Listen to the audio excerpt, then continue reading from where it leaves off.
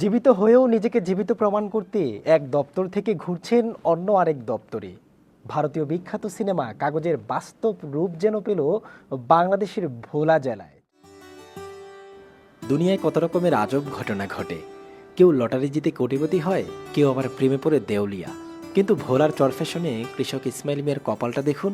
তিনি দিব্যি হেঁটে চলে বেড়াচ্ছেন, ভাতও খাচ্ছেন, অথচ সরকারি সার্ভার বলছে তিনি নাকি দুনিয়াতেই নেই। বিপত্তিটা বাঁধলো একটা সিম কার্ড কিনতে গিয়ে। দোকানি আঙুলের ছাপ মিলিয়ে আটকে উঠলেন, বললেন, ভাই আপনার ছাপ তো মেলে না, আপনি তো মৃত।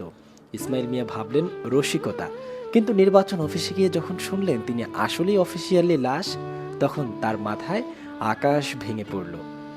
বলিউডের পঙ্কজ ত্রিপাঠী তো সিনেমায় নিজেকে জীবিত প্রমাণ করতে জান লড়িয়ে দিয়েছিলেন। আমাদের চরফ্যাশনের ইসমাইল মিয়াও এখন সেই একই পথের যাত্রী। গত 2 মাস ধরে তিনি অফিসের দ্বারে দ্বারে ঘুরছেন শুধু একটা কথা বলতে, স্যার আমি তো মরি নাই, আমি জ্যান্ত।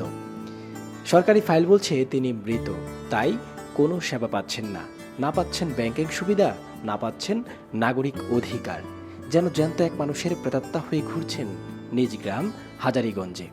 নির্বাচন অফিস বলছে প্রক্রিয়া চলছে, উপর থেকে অনুমোদন এলে তিনি আবারও জীবিত হবেন।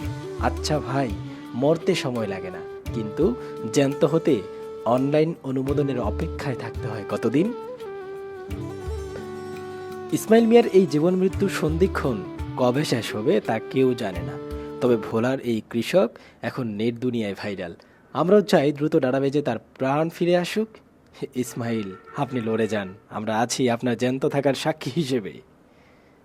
কাজ হয় না, আইডি কার্ডে এখনো মৃত দেখায়, এখনো জীবিত হয়নি। হালনাদের সময় যারা পুরোপুরি কাজ করেছে, কাজের সময় হয়তো একটা ডিজিটের সঙ্গে অন্য একটা ডিজিট হয়তো চাপ দিচ্ছে, সেই কারণে অন্য একজন আইডির উপরে এফেক্ট হয়ে যেতে পারে। এই ধরনের ভুল ত্রুটি থাকতে পারে, এরকম হতে পারে।